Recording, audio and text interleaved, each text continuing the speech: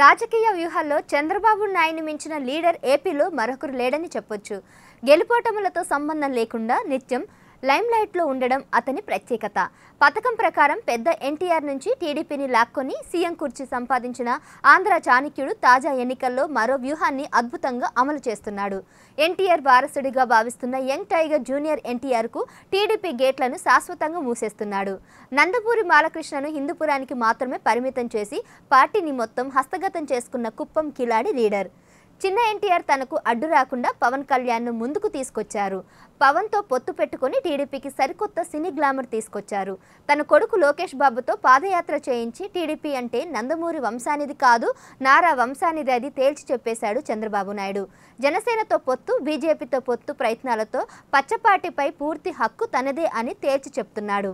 Junior NTR, బాలకృష్ణలు కూడా దివంగత ఎన్టీఆర్ల రాజకీయాల్లో సత్తా చాటాలని, సీఎం కుర్చీ ఎక్కాలని ఆశించే అభిమానుల కలలకు బాబుగారు శాశ్వత సమాధి కడుతున్నాడు.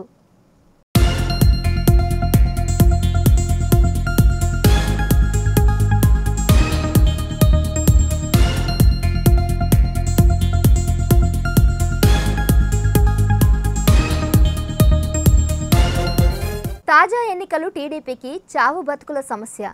ఇప్పుడు చంద్రబాబు వయసు 74 ఏళ్లు. ఇంకో టర్మ్ సీఎం అయి సుదీర్ఘ కెరియర్ ముగించాలని ఆశిస్తున్నాడు.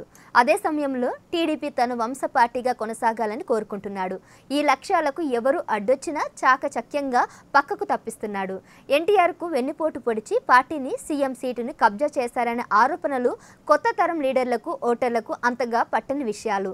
వైసీపీలో చోటు దక్కని నాయకులకు ఏపీలో ప్రస్తుతానికి బలమైన ప్రత్యామ్నాయం టీడీపీ మాత్రమే. జనసేన కూడా క్రమంగా బలం పుంజుకుంటుంది. అందుకే బాబు పవన్తో పొత్తు పెట్టుకున్నాడు. ఎన్టీఆర్ ఫ్యామిలీ నుంచి బాలకృష్ణ తప్ప మరెవరూ పార్టీలో లేకుండా జాగ్రత్తలు తీసుకున్నారు. బాలకృష్ణ చిన్నల్లుడు భరత్కు ఈసారి టికెట్ ఇచ్చే పరిస్థితి కనిపించడం లేదు. గత ఎన్నికల్లో విశాఖ నుంచి పార్లమెంటుకు పోటీ చేసిన భరత్ స్వల్ప ఓట్ల తేడాతో ఓడిపోయాడు. బాలకృష్ణ తన మామ కాబట్టి టీడీపీపై తనకు హక్కుందని ఈ చోట అల్లుడు అప్పుడప్పుడు హల్చల్ చేస్తుంటాడు. జూనియర్ ఎన్టీఆర్ అవసరం టీడీపీకి లేదని భరత్ చేసిన వ్యాఖ్యలు పెద్ద దుమారం రేపాయి. బాలకృష్ణ చంద్రబాబు చేతిలో కీలుబొమ్మలా మారడంతో అతని వైపు నుంచి బాబుకి ఎలాంటి ముప్పు లేదు. ఉన్న ప్రమాదం వల్ల యంగ్ టైగర్ నుంచే. జూనియర్ ఎన్టీఆర్ను పక్కకు తప్పిస్తే టీడీపీ పక్క బాబు అడ్డగా మారుతుంది. పవన్కు అటు సినీ ఫీల్డ్లో, ఇటు పాలిటిక్స్లో యువత నుంచి క్రేజ్ ఉండడంతో పచ్చపాటికి సొంత సినీ గ్లామర్ లేని కొరత తీరుతోంది.